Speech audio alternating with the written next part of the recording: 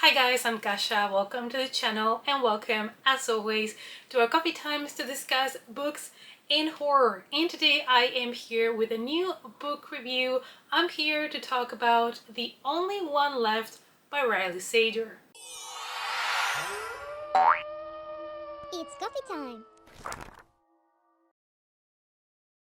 First and foremost, I would like to let you know that this is a complete spoiler-free review. I'm gonna be extremely vague. I'm not gonna go into details. I'm not really gonna talk about the plot or anything like that. So fear not, this is not gonna spoil the book at all for you or the reading experience. I'm also trying new angles with the new camera. I still need to fix a little bit the color. I don't think we're there yet, but please have a little bit of patience. I'll figure things out. But for today, let's talk about the new thriller from the master, Riley Sager. There is no denying that I have always been a fan of Riley Sager's books. From the very beginning, the first book that I read by him was The Last Time I Lied. And actually it's a book that I found because I was looking for a very specific book to fit a prompt for, I think it was a summer readathon, and that is how I came across this one. And even though it was not my favorite by him, I kind of think this sparked my interest in his writing and his stories. The second one that I picked up was Lock Every Door, that has remained until this day my favorite book by him. I think it's because I was so invested and intrigued in that one, and I love the plot twist so much that one has remained my favorite one so far. A little bit ago, I actually did a ranking video of his books. I believe he only had 5 books under the name of Riley Sager so far, so I'm gonna link that one for you guys in case that you want to check it out. But I think I might revisit my ranking maybe next year after his next book and see if everything still stands or which things have shifted. His 2022 release, The House Across the Lake, was a very polarizing book in the book community. Many people loved it, many people hated it, and it all was because of the twist. Now, the twist in books is sometimes a deal breaker or something that makes you fall in love with the book even more, and for a lot of people that twist in that book was a deal breaker, which I understand because it was quite an interesting choice. That's all I'm gonna say. But the thing that you cannot say is that Riley Sager did not surprise you, did not catch you by surprise, because that's something that he always manages to do. But in 2023, it seems that Riley is coming back with a bang, and a lot of people are loving this book. A lot of people have been raving about it, and many say that this is Riley's comeback. He has returned with this new release to a more classic approach of horror, and I'm going to be talking to you about what the book is about and a couple of things that I would like to mention about the book, but nothing whatsoever is going to be a spoiler. I had the pleasure to buddy read The Only One Left with Nikea from Nikea's Hideaway, and it was such a blast. We had so much fun, we laughed, we were trying to figure out all the mysteries, and it was just such a wonderful experience. And let's be honest, I am so happy that she did not DNF the book and we were able to finish it together and enjoy it in our own ways.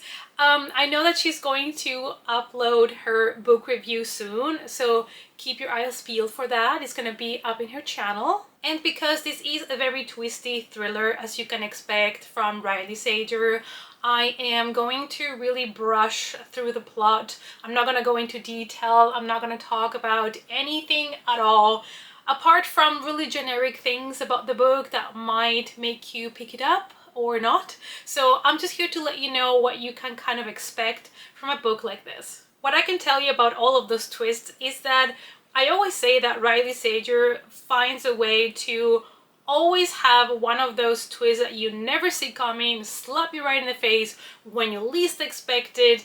And I think that's why I've always loved his books. Doesn't matter if I enjoy them more or less, but I always love when a book manages to surprise me like that. One bloody night in 1929, the Hope family was killed. From the family members, only one of them survived the night, and that is Lenora. 17-year-old Lenora is the only one that made it out alive of the house, and after a police investigation, they were not able to find the killer. Of course, they suspected Lenora because she was the only one that managed to survive, but there was nothing to incriminate her, and so she was never convicted. But you know what happens, rumors spread, people talk, and everybody just assumed that it must have been her. After the killings and Lenora feeling that everybody had already accused her, she found it hard to go back and integrate in society, so she just kept to her house. She stayed at Hope's End and she never leaves the manor. It's now 1983 and we have Kit. She is a caregiver and she has gotten a new job at Hope's End. She is going to be the new nurse for Lenora and she's going to be taking care of her. In her 70s, Lenora is confined to a wheelchair, so she needs like full-time support, and that's why she needs an in-house caregiver. So Kit decides to take the job, even though of course she knows of the rumors about Lenora and the killings. When Kit arrives to the house and starts taking care of Lenora, Lenora tells her that she wants to tell her story. She wants to finally say everything that happened that fateful night in 1929. That is the elaborate plot that we have for the book, and that is also what you can find in the synopsis. And now we're gonna talk about the characters. Now, there is a very interesting array of characters in the book, and I don't want to go into detail on a lot of characters or introduce them all. I think it's nicer if you go into the book without really knowing them and then just let Riley introduce you to them. But I will be talking about our two main female characters, which are Lenora and Kit. Lenora lost her family when she was only 17, and she was the only survivor of the massacre. So imagine how that must have impacted her. The killer was never caught. The killing weapon was also never found. The police investigated, but back in 1929, they didn't have many means to find the killer. So basically, the case was never solved. Now, people assumed that Lenora was responsible for it because she was the only survivor that night, but she was never convicted because there was never proof that she did it. That night, Lenora lost her dad, her mom, and her sister all at once, and that was really hard for her. Apart from that, they turned the story into a school rhyme where people had this rhyme at school and basically accusing Lenora of being the one that had butchered her family. Lenora decided to stay home. She didn't want to, be judged in public. She knows what people think about her, so she has remained inside locked doors at Hope's End, and she has never left the premises since the killings occurred all the way back in 1929. As we know, Lenora now is in a wheelchair. She's an old lady, and because of several strokes that she had during her life, she has lost a lot of her health. She's unable to walk. That's why she is in a wheelchair. She's unable to speak due to the strokes. And so she can only communicate by moving her left hand. And it's something that she uses to communicate with Kit. And she's able to type in a typewriter only using her left hand.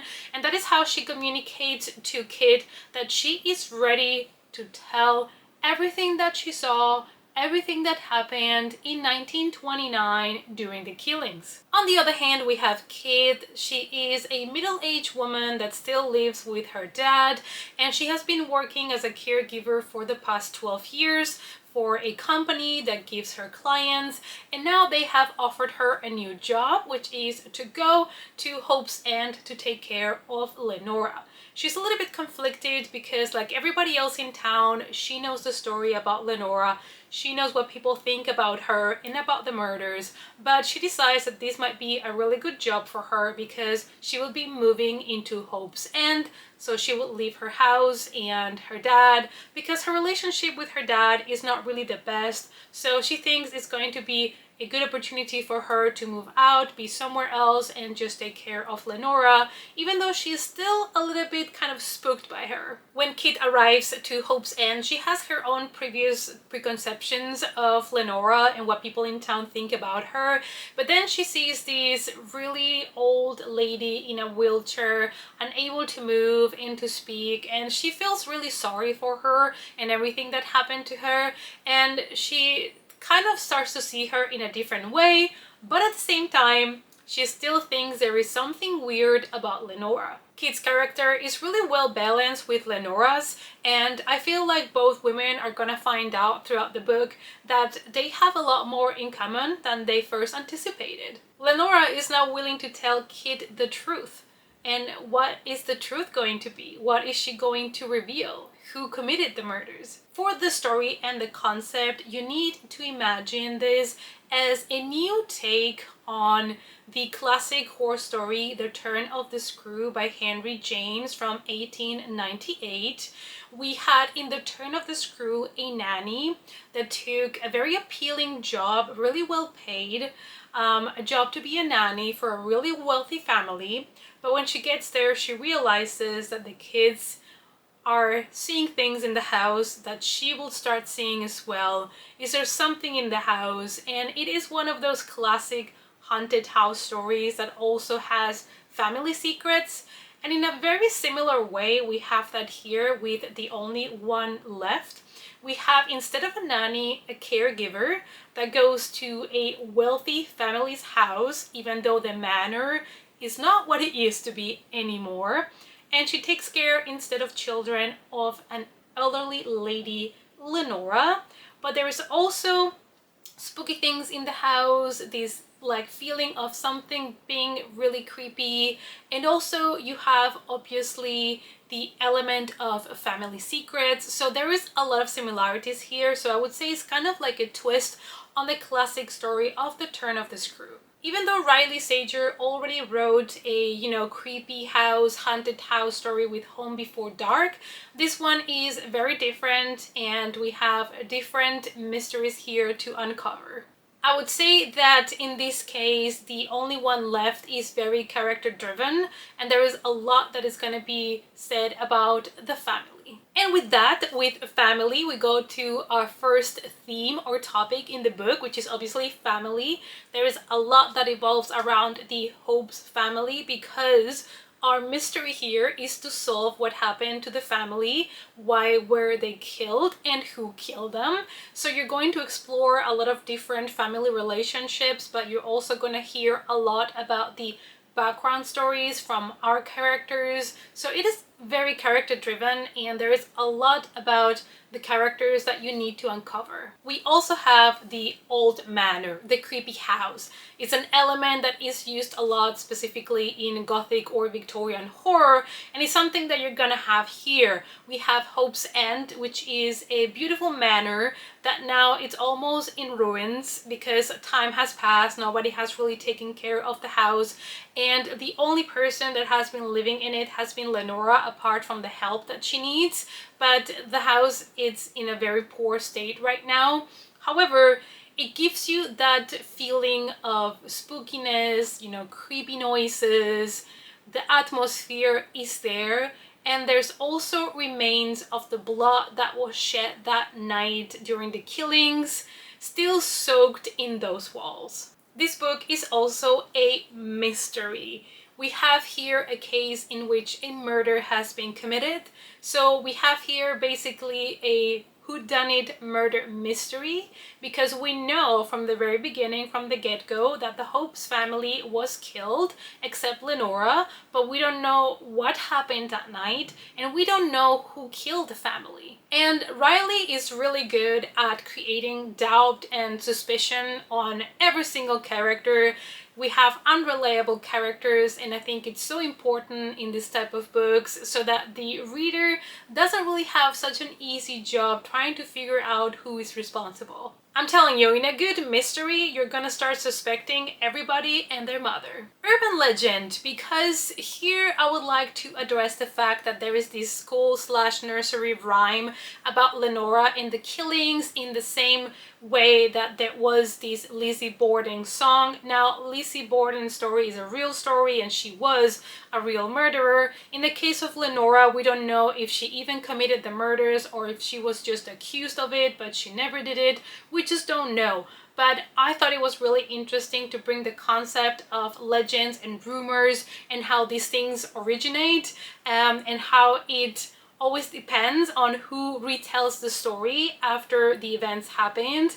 And I thought it was really interesting because it also gets to show how we are being judged and accused of things, even though there is nothing to incriminate us. But wasn't it supposed to be innocent until proven guilty? The story is told in a dual timeline. We have the story from 1921 as we are learning what happened the night of the killings told by Lenora, and we also have the other timeline, which is 1983, which is the present, which is when Kid goes to work and take care of Lenora. Riley Sager has such a talent for planting seeds throughout the whole book, and then he always comes to collect. He always comes and gives you all of these great twists that you don't expect. If you have read other of his books, you already probably know that he doesn't have just one big reveal at the end of the book like most thrillers do.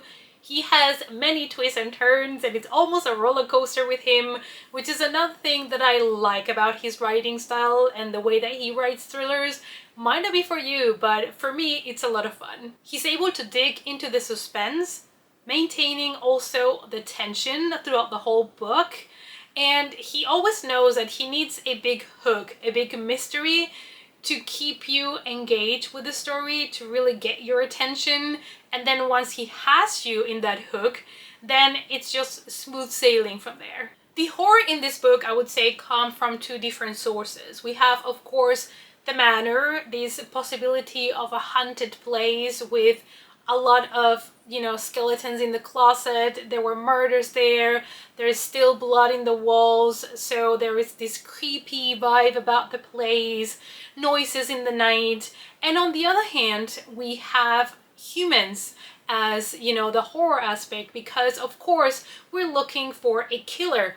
We know that somebody butchered a whole family, but we don't know who it was. So we have, of course, the killer aspect of it, and we need to figure out who did it. Before becoming a full-time writer, Riley Sager was a journalist, an editor, and a graphic designer. His real name is Todd Ritter, and he actually has a couple of books written under his real name, but then he decided to change the name to Riley Sager. When he wrote The Final Girls, his agent told him that this book was so good and that it had the potential to be a bestseller, but in order to achieve that, they recommended him to put this one under a pen name, so that it would be like almost like a debut novel, and it paid off because everybody now knows the name of Riley Sager, and he has made a name for himself with this pen name. Now when you see his name on a book,